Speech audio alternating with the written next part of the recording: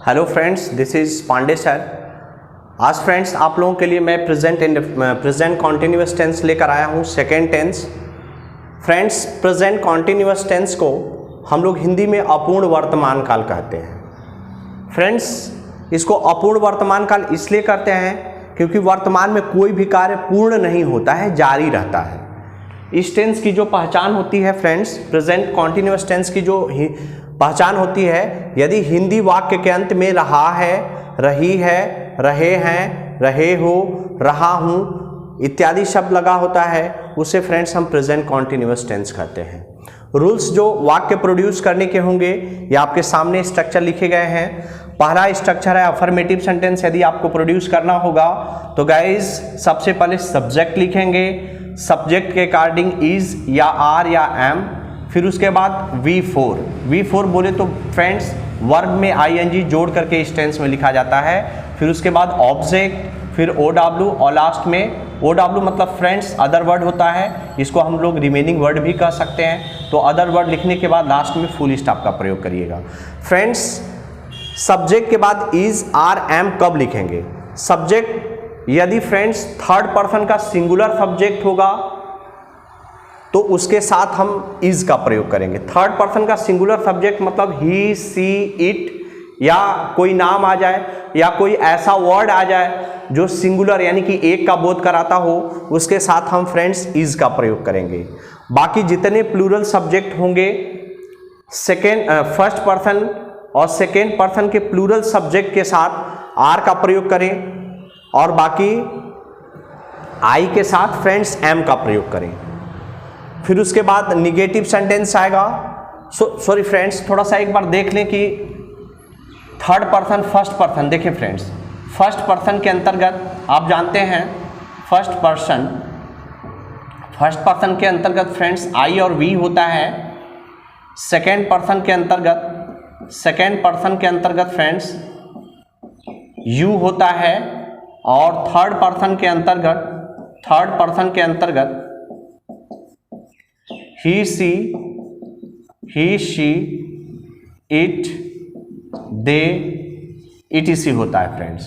तो इज का प्रयोग थर्ड पर्सन के सिंगुलर सब्जेक्ट जैसे ही, सी, इट या कोई ऐसा वर्ड आ जाए जो सिंगुलर हो, उसके साथ फ्रेंड्स इज का प्रयोग करेंगे।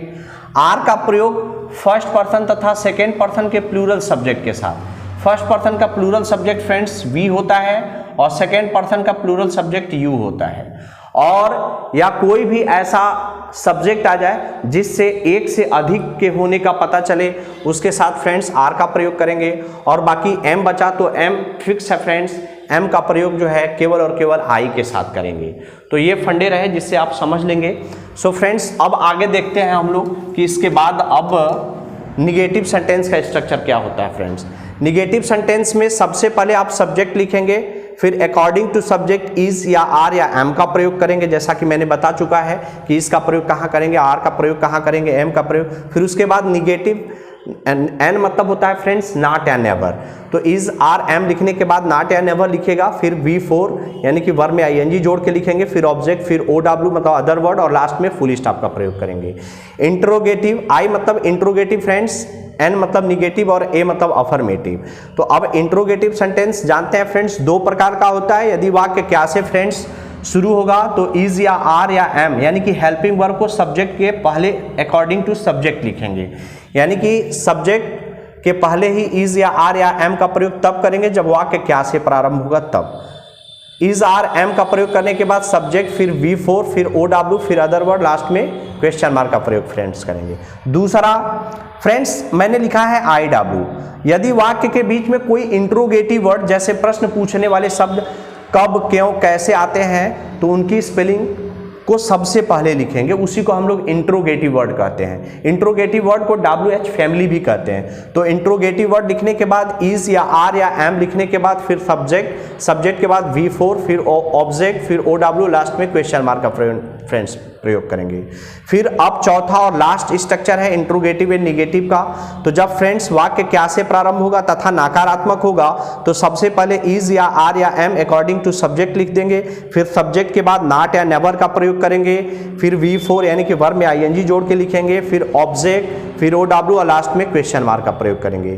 फिर उसके बाद यदि फ्रेंड्स वाक्य के बीच में इंट्रोगेटिव वर्ड जैसे कब, क्यों, कैसे आता है तो उसकी स्पेलिंग सबसे पहले यानी कि इंट्रोगेटिव वर्ड लिखेंगे, फिर आई, इज या आर या एम, फिर सब्जेक्ट, फिर निगेटिव यानी कि एन, नॉट या नेवर लिखेंगे, फिर V4, फिर ऑब्जेक्ट, फिर OW, लास्ट में क्वेश्चन मार्क का फ्रेंड्स प्रयोग करेंगे।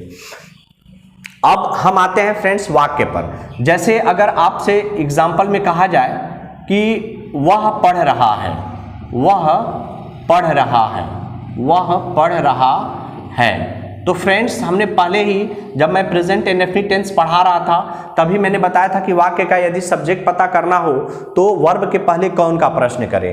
वह पढ़ रहा है, कौन पढ़ रहा है, तो वह सब्जेक्ट हो गया फ्रेंड्स, ही हो गया। और अब हम डिसाइड करेंगे कि ही सिंगुलर है कि प्लूरल है। तो friends third, he, she, it, he और सी जो है थर्ड पर्सन का सिंगुलर सब्जेक्ट होता है। तो फ्रेंड्स अफर्मेटिव सेंटेंस का स्ट्रक्चर देखें, सब्जेक्ट सिंगुलर रहेगा तो इज का प्रयोग करें, तो यहाँ पर इज का प्रयोग कर दें, ही इज। और पढ़ना जो है रीड मतलब होता है, तो यहाँ पर आपको वर्ब की फोर्थ फॉर्म यानी कि वर्ब में आईएनजी जोड़ के लिखना है, तो लिखेंगे ही इज रीडिंग। तो इस तरह से आप बेटा फ्रेंड्स जो है वाक्य बेहतर तरीके से प्रोड्यूस कर सकते हैं। दूसरा देखिए, मैं पटना जा रहा हूं, मैं पटना जा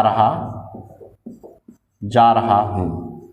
फ्रेंड्स ये देखें, कौन पटना जा रहा है, मैं, तो यहां पर आई लिखेंगे, आई सब्जेक्ट हो गया क्योंकि हमने कौन का प्रश्न लगा करके किया तो सब्जेक्ट के रूप में आई मिला।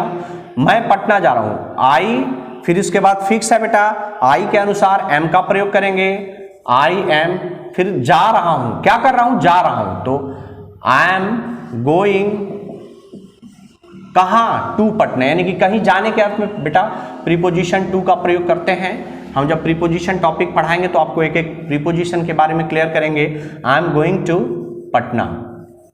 फिर उसके बाद फ्रेंड्स और भी लेते हैं, वह नहीं पढ़ रहा है, वह नहीं पढ़ रहा है, पढ़ रहा है। फ्रेंड्स देखिए, बेसिक क्लास है प्रेजेंट कॉन्टिन्यूअस टेंस का, ये पार्ट 1 है, पार्ट 2 भी लेकर के आऊंगा, आपको बेहतर तरीके से समझाने का और भी प्रयास करूंगा। सो फ्रेंड्स अब देखें थर्ड, वह नहीं पढ़ रहा है, तो कौन नहीं पढ़ रहा है, तो वह, तो ही सब्जेक्ट हो गया गाइस, और सब्जेक्ट सिंगुलर है तो इज या आर एम में से इज का प्रयोग होगा, सिंगुलर सब्जेक्ट है तो ही इज नॉट, क्योंकि नॉट यहां देखें सब्जेक्ट के बाद इज या आर या एम प्लस नॉट यानी कि एन मतलब नॉट या नेवर का प्रयोग, तो ही इज नॉट क्या नहीं कर रहा है, तो पढ़ नहीं रहा है, तो ही इज नॉट रीडिंग। तो ये फ्रेंड्स जो है और भी एक वाक्य लेते हैं, जैसे मान लीजिए चौथा एक इंट्रोगेटिव लेते हैं, क्या तुम पढ़ा रहे हो, क्या तुम पढ़ा रहे हो, तो क्या तुम पढ़ा रहे हो में फ्रेंड्स देखें, क्या तुम पढ़ा रहे हो, तो वाक्य क्या से प्रारंभ हो रहा है, तो जब वाक्य क्या से प्रारंभ होगा तो इंट्रोगेटिव सेंटेंस में सबसे पहले हम इज या आर या एम का प्रयोग करेंगे अकॉर्डिंग टू सब्जेक्ट। तो ये वाक्य क्या से, तो यू सेकेंड पर्सन का प्लूरल सब्जेक्ट होता है, इसलिए आर का प्रयोग फ्रेंड्स पहले होगा, आर यू। देखें क्या तुम पढ़ा रहे हो, जब वाक्य क्या से जब भी फ्रेंड्स शुरू हो तो इंट्रोगेटिव का पहला स्ट्रक्चर इज या आर या एम का प्रयोग करें अकॉर्डिंग टू सब्जेक्ट। तो चूंकि यू जो है प्लूरल है इसलिए आर का प्रयोग, are you teaching, TEACHING, teaching, क्या तुम पढ़ा रहे हो, तो आर यू टीचिंग होगा। फिर पांचवा लेते हैं फ्रेंड्स, तुम क्या क्या खा रहे हो, तुम क्या क्या खा रहे हो। फ्रेंड्स तुम क्या क्या खा रहे हो, तो ये क्या क्या वाक्य के बीच में आए इंट्रोगेटिव वर्ड, क्या क्या की स्पेलिंग गाइज होता है व्हाट ऑल। तो सबसे पहले क्या क्या का स्पेलिंग व्हाट ऑल लिखेंगे, व्हाट ऑल, तुम क्या क्या खा रहे हो। तो अब देखें इंट्रोगेटिव वर्ड का दूसरा स्ट्रक्चर, अगर वाक्य के बीच में इंट्रोगेटिव वर्ड आए तो उसकी स्पेलिंग सबसे पहले लिखेंगे, तो इंट्रोगेटिव वर्ड में व्हाट ऑल हो गया, फिर इज या आर या एम का प्रयोग अकॉर्डिंग टू सब्जेक्ट करेंगे, तो तुम है सब्जेक्ट तो इसके अनुसार आर होगा friends, what all are you eating होगा फ्रेंड्स, ईटिंग, ये क्वेश्चन मार्क दे दें। फिर उसके बाद फ्रेंड्स और भी हम लेते हैं आपके लिए वाक्य, जैसे मान लीजिए एग्जाम्पल में 6 नंबर लेते हैं, वह क्यों रो रहा है, वह क्यों रो रहा है फ्रेंड्स। तो वह क्यों रो रहा है में देखें, वह क्यों रो रहा है, तो ये क्यों वाक्य के बीच में इंट्रोगेटिव वर्ड है, तो इसकी स्पेलिंग सबसे पहले, क्यों की स्पेलिंग वाई होती है, तो वाई को सबसे पहले उठा करके यहाँ पर हम लिखेंगे वाई इज, क्योंकि वह सिंगुलर सब्जेक्ट है। तो फ्रेंड्स देखें, सिंगुलर सब्जेक्ट होने पर इंट्रोगेटिव वर्ड में इज का प्रयोग करेंगे। तो why is he weeping, WEEPING weeping होगा। तो ये रहा आपका वाक्य।